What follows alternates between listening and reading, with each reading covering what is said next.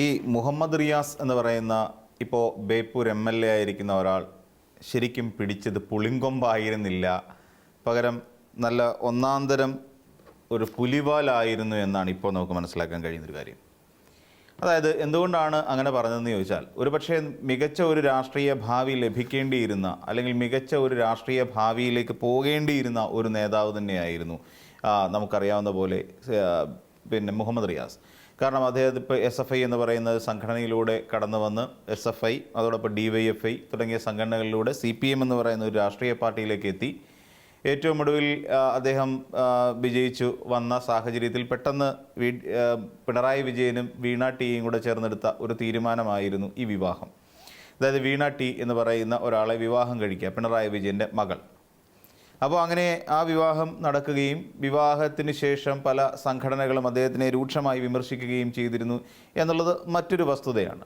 പക്ഷേ ഒരിക്കലും അങ്ങനെ ആ ആകാൻ പാടില്ലായിരുന്നു വിമർശനം. കാരണം അത് നമ്മുടെ ഒരു ജനാധിപത്യത്തെയും അതോടൊപ്പം തന്നെ നമ്മുടെ ഒരു മതേതരത്വത്തെയും ഒക്കെ വെല്ലുവിളിക്കുന്ന രീതിയിലുള്ള ഒരു പ്രസ്താവനയായിരുന്നു. അപ്പം നമുക്കതിനെ പാടെ തള്ളിക്കളയാം. പക്ഷേ എന്നിരുന്നാൽ തന്നെയും മുഹമ്മദ് റിയാസ് എന്ന് പറയുന്ന നേതാവിനെ സംബന്ധിച്ചിടത്തോളം മുഹമ്മദ് റിയാസ് ഇപ്പോൾ പിടിച്ചിരിക്കുന്നത് ഒരു പുലിവാലാണ്. കാരണം വേറൊന്നുമല്ല, ഇപ്പോൾ പലതരത്തിലുള്ള പ്രശ്നങ്ങൾ വന്നു കഴിഞ്ഞു.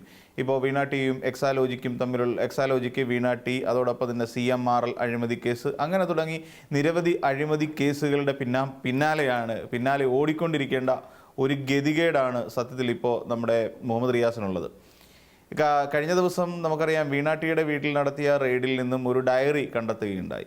അപ്പോൾ ഈ ഡയറിയുമായി ബന്ധപ്പെട്ടുകൊണ്ട് ആ ഡയറിയിലെ വിവരങ്ങളെല്ലാം ഉൾപ്പെടുത്തിയത് മനസ്സിലാക്കിക്കൊണ്ട് അല്ലെങ്കിൽ അത്തരത്തിൽ കാര്യങ്ങൾ പോയപ്പോൾ അതുമായി ബന്ധപ്പെട്ടുകൊണ്ട് വീണ വിജയൻ്റെ അല്ലെങ്കിൽ വീണ ടിയുടെ ഡയറി കുറിപ്പിൽ നിന്ന് മനസ്സിലാക്കി ഇപ്പോൾ കോഴിക്കോട്ട് 6 സ്ഥലങ്ങളിൽ EDയുടെ റെയ്ഡ് നടന്നുകൊണ്ടിരിക്കുന്നു എന്നുള്ളതാണ് നമ്മൾ മനസ്സിലാക്കുന്നത്. അതിൽ നമ്മുടെ മുഹമ്മദ് റിയാസ്, അതോടൊപ്പം തന്നെ അദ്ദേഹത്തിൻ്റെ കുറച്ച് സുഹൃത്തുക്കൾ ഏകദേശം 6 ഇടങ്ങളിൽ പലരെയും ഇപ്പോൾ അന്വേഷണ സംഘം വിളിപ്പിച്ചിട്ടുണ്ട്, ED വിളിപ്പിച്ച് ഒരു ഫ്ലാറ്റിൽ ചോദ്യം ചെയ്തുകൊണ്ടിരിക്കുന്ന സവിശേഷ അല്ലെങ്കിൽ ചോദ്യം ചെയ്യുകയും ചെയ്തു. അപ്പോൾ ഇതിനൊക്കെ പിന്നിൽ എന്താണ്? ഇതിലൊക്കെ പലപ്പോഴും മുഹമ്മദ് റിയാസിൻ്റെ ബിനാമി ഇടപാടുകളാണോ എന്ന് പോലും ED സംശയിക്കുന്നു. ഇപ്പം ഇതിനകത്തിൽ മുഹമ്മദ് റിയാസ് ഒരുപക്ഷെ മനസ്സിലാക്കാതെ പോയൊരു കാര്യം, ഇത്തരത്തിലുള്ള ഒരു വലിയ വ്യാപകമായ ക്രമക്കേട് ഇതുമായി ബന്ധപ്പെട്ടുകൊണ്ട് CMRലും എക്സാലോജിക്കുമായി ബന്ധപ്പെട്ട് നടന്നിട്ടുണ്ട് എന്നുള്ളത് തന്നെയാണ്. അതിൽ ഇടതുപക്ഷ നേതാക്കന്മാരോ ഇടതുപക്ഷ പ്രവർത്തകരോ ഒക്കെ എത്ര കണ്ട് വെളുപ്പിക്കാൻ ശ്രമിച്ചാലും അതൊന്നും വെളുക്കുന്ന കാര്യമല്ല. കാരണം സേവനം ലഭിക്കാതെ എന്തിനാണ് CMRL മാസാമാസം ഒരു തുക വീണ വിജയന് അല്ലെങ്കിൽ വീണ തൈക്കണ്ടിയിൽ കൊടുത്തത്? അതൊരു പ്രധാനപ്പെട്ട ചോദ്യം തന്നെയാണ്.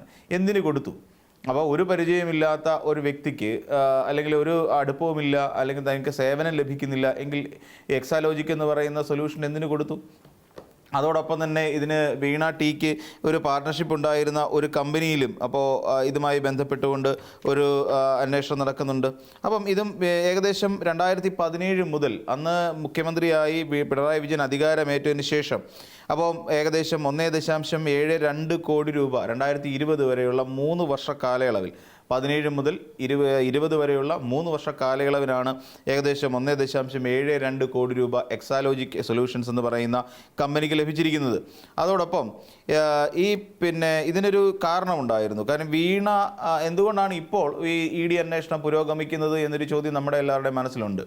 ഇതിനെ രാഷ്ട്രീയമായി കാണുന്ന തലം വേറെ. അതായത് പിണറായി വിജയൻ എന്ന് പറയുന്ന ഇടതുപക്ഷ മുഖ്യമന്ത്രി ആയിരുന്ന ഒരു വ്യക്തിയെ അല്ലെങ്കിൽ ഇടതുപക്ഷത്തെ സമുന്നതനായ ഒരു നേതാവിനെ പൊതുജന മധ്യത്തിൽ അല്ലെങ്കിൽ ജനങ്ങളുടെ മുന്നിൽ താറടിച്ച് കാണിക്കുക എന്ന് പറയുന്ന ഒരു ഉദ്ദേശത്തോടു കൂടി തന്നെ എന്ന് പറയുന്ന ഒരു രാഷ്ട്രീയ വശം ഇടതുപക്ഷക്കാർ ഉയർത്തുന്നുണ്ട് എങ്കിൽ തന്നെയും ഇത് വെറുതെ ആയിരുന്നില്ല. ഈ ചോദ്യം ചെയ്യലോ തുടർന്ന് ഇപ്പോൾ ഉള്ള അന്വേഷണവും വീണ തൈക്കണ്ടിയിൽ നൽകിയിരിക്കുന്ന മൊഴികളിൽ ഇതുവരെ EDക്കൊരു വിശ്വാസ്യത ഉണ്ടാക്കാൻ കഴിഞ്ഞിട്ടില്ല. അപ്പോൾ അത് ED തന്നെ തുറന്ന് സമ്മതിച്ച കാര്യമാണ്. ഏകദേശം 2.78 കോടി രൂപ, ഏകദേശം 2.25 കോടി രൂപയ്ക്ക് പുറത്തുള്ള കാര്യത്തിൽ അതിൻ്റെ വിനിയോഗവുമായി ബന്ധപ്പെട്ടിട്ടുള്ള കാര്യത്തിൽ ഇതുമായി ബന്ധപ്പെട്ടിട്ട് യാതൊരുവിധ ഉറപ്പും അല്ലെങ്കിൽ ഒരു വ്യക്തത ഇതുവരെ നമ്മുടെ EDക്ക് ഉണ്ടായിട്ടില്ല എന്നുള്ളതാണ് വസ്തുത. അപ്പോൾ ഈ തന്നെയുമല്ല ഈ CMRL-ലുമായി ബന്ധപ്പെട്ടുകൊണ്ട് CMRL കമ്പനിയുടെ ഉന്നത ഉദ്യോഗസ്ഥരും അതോടൊപ്പം അവരെ ചോദ്യം ചെയ്തതിൽ നിന്നും അതോടൊപ്പം വീണയെ ചോദ്യം ചെയ്തതിൽ നിന്നും ഉള്ള ഒരു കോൺട്രാഡിക്ടറി ഫാക്ടറുണ്ട്. അതായത് ഇവർ തമ്മിലൊരു പറഞ്ഞ മൊഴികളിൽ വൈരുദ്ധ്യമുണ്ട്. അപ്പം തീർച്ചയായും മൊഴികളിൽ വൈരുദ്ധ്യം വരിക എന്ന് വെച്ച് കഴിഞ്ഞാൽ എവിടെയൊക്കെയോ എന്തൊക്കെയോ ചില കോംപ്ലിക്കേഷൻസ് ഉണ്ടായിട്ടുണ്ട് എന്നുള്ളത് തന്നെയാണ് പിന്നെ നമ്മൾ ഊഹിക്കേണ്ടത്. അതോടൊപ്പം തന്നെ ഈ കമ്പനികൾ തമ്മിൽ എങ്ങനെയാണ് കരാറുണ്ടായത് എന്നത് സംബന്ധിച്ചും EDക്ക് യാതൊരു വ്യക്തതയും വന്നിട്ടില്ല. അതുകൊണ്ട് തന്നെ അതുമായി ബന്ധപ്പെട്ടുകൊണ്ടും ED കൃത്യമായി അന്വേഷണം നടത്തിക്കൊണ്ടിരിക്കുന്നു എന്നുള്ളതാണ്. പിന്നെ അതോടൊപ്പം തന്നെ ഈ എന്താ പറയുക ലേക്കർ ഇന്ത്യ കോർപ്പറേഷൻ എന്ന് പറയുന്ന ഒരു കമ്പനിയിൽ വീണയ്ക്ക് പാർട്ട്ണർഷിപ്പും ഉണ്ട്. അപ്പോൾ ആ കമ്പനിയായിട്ടുള്ള ബന്ധപ്പെട്ട പരിശോധനയും നടത്താനാണ് ED തീരുമാനിച്ചിരിക്കുന്നത്. അപ്പോൾ അവിടെ പരിശോധിച്ചാൽ ഏകദേശം 16.5 ലക്ഷം രൂപ എന്ന് നമുക്ക് ഒറ്റയടിക്ക് പറയാം. 16.5 ലക്ഷം രൂപ ഇത്രയും തുക ഇവിടെ മരവിപ്പിക്കുന്ന ഒരു സമീപനവും നേരത്തെ തന്നെ ED സ്വീകരിച്ചിരുന്നു എന്നുള്ളതാണ്. അപ്പോൾ നമ്മൾ ആലോചിക്കുക ഇപ്പോൾ ഈ നിഖിൽ അതോടൊപ്പം തന്നെ അദ്ദേഹത്തിൻ്റെ കരുവന്തുരത്തിലെ വീട് ഫ്ലാറ്റ് അങ്ങനെ തുടങ്ങി സകലമാന ഏരിയകളിലും ഇപ്പോൾ ED അന്വേഷണം അതായത് 4 പിരിഞ്ഞിട്ട് 6 ഇടങ്ങളിൽ റെയ്ഡ് നടത്തിക്കൊണ്ടിരിക്കുന്ന ഒരു സാഹചര്യം ഇന്ന് EDക്കുണ്ട്. അപ്പോൾ ഇതിൻ്റെ എല്ലാം പിന്നിൽ എന്താണെന്ന് ചോദിച്ചാൽ സത്യം പറഞ്ഞാൽ മുഹമ്മദ് റിയാസ് ഒരുപക്ഷെ ഞാൻ നേരത്തെ സൂചിപ്പിച്ച പോലെ ശക്തമായൊരു പൊളിറ്റിക്കൽ ബാക്ക്ഗ്രൗണ്ട് അദ്ദേഹത്തിന് ഉണ്ട്. അങ്ങനെ മുന്നോട്ട് പോയിരുന്നെങ്കിൽ ഒരു പക്ഷേ നല്ല നിലയ്ക്ക് എത്തിയേനെ. അങ്ങനെ ഒരു പ്രതിസന്ധിയുണ്ട്. പിണറായി വിജയൻ മുഹമ്മദ് റിയാസ് എന്ന് പറയുന്ന ഈ ഒരു കൂട്ടുകെട്ട് തന്നെ കാരണം വലിയ ദോഷം പാർട്ടിക്ക് ചെയ്തു എന്നുള്ളതും വസ്തുതയാണ്. കാരണം ഈ ഒരു കാര്യം നമുക്ക് കഴിഞ്ഞ കാലങ്ങളിൽ PV അൻവർ എന്ന് പറയുന്ന ഒരു നേതാവ് ഏറ്റവും അധികം വിമർശനാത്മകമായി ഉയർത്തിക്കൊണ്ടുവന്ന ഒരു സാധനം മരിമോനിസം എന്ന് പറയുന്ന സംഭവമായിരുന്നു. അവിടെ വർഗീയതയുണ്ടോ ഇല്ലയോ എന്നുള്ളത് പിന്നീട് ഒരു ചർച്ചയാണ്. മരിമോനിസം എന്ന് പറയുന്ന ഒരു വലിയ വാദം ഇവിടെ ഉയർത്തിക്കൊണ്ടുവന്നു. എന്താണ് മരിമോനിസം? സത്യത്തിൽ പിന്നെ ഇവിടെ ഒരുപക്ഷെ അദ്ദേഹം ഒരു മന്ത്രിസ്ഥാനത്തിന് അർഹനാണ് എന്നുള്ളത് കാര്യം നമുക്ക് അവിടെ നിൽക്കട്ടെ. അപ്പം പക്ഷേ ഇവിടെ മരുമോനെ നിലനിർത്തുന്നതിന് വേണ്ടിയിട്ട് വെട്ടിനിരത്തലുകൾ വ്യാപകമായി നടത്തിയിട്ടുണ്ട് എന്ന് പറയുന്ന ഒരു ശക്തമായൊരു ആക്ഷേപം ഇപ്പോഴും നിലനിൽക്കുന്നുണ്ട്. അപ്പോൾ അതായത് മുഹമ്മദ് റിയാസിനെ വളർത്തിക്കൊണ്ടുവരുന്നതിന് വേണ്ടിയിട്ട് ഇന്നാട്ടിലുള്ള ബാക്കി ഉള്ള യുവത നിരയിൽ നിൽക്കുന്ന പല നേതാക്കന്മാരെയും വെട്ടിനിരത്തി. ഇപ്പോൾ ഷംസീറിനെ പോലെയുള്ളൊരു നേതാവിനെ വെട്ടിനിരത്തിയത് എന്ത് ആവശ്യത്തിൻ്റെ പുറത്തായിരുന്നു? അതായത് ഷംസീറിന് ഇത്തവണ സീറ്റ് നൽകാതെ ഷംസീറിനെ മാറ്റി നിർത്തിയിരുന്നു.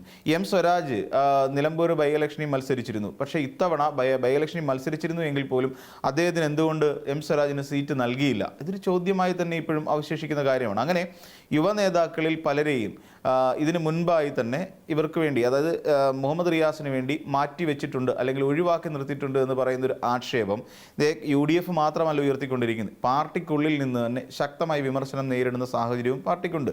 അപ്പോൾ ഇതുമൂലം CPM എന്ന് പറയുന്ന രാഷ്ട്രീയ പാർട്ടിയുടെ വിശ്വാസ്യത നഷ്ടപ്പെട്ടു പോകുന്നൊരു സാഹചര്യമുണ്ട്. അപ്പോൾ ഒന്ന് മുഹമ്മദ് റിയാസിനെ തന്നെ വ്യക്തിപരമായി ഈ ഒരു ബന്ധം ബാധിച്ചിട്ടുണ്ട്.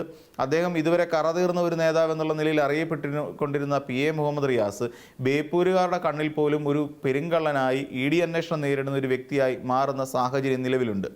രണ്ടാമത്തെ കാര്യം പാർട്ടിയെ ദോഷകരമായി ബാധിച്ചു. ഇവിടെ പിണറായി വിജയൻ എന്ന് പറയുന്ന നേതാവ് തൻ്റെ മരുമകനെ ഉന്നത സ്ഥാനങ്ങളിലേക്ക് എത്തിക്കുന്നതിന് വേണ്ടിയിട്ടും മരുമോനിലൂടെ കാര്യങ്ങൾ സാധിച്ചെടുക്കുന്നതിന് വേണ്ടിയിട്ടും പാർട്ടിയെ തന്നെ വളച്ചൊടിക്കുന്ന സമീപനം ഉണ്ടായിട്ടുണ്ട് എന്ന് പറയുന്ന രണ്ടാമത്തെ കാരണം നിലനിൽക്കുന്നുണ്ട്.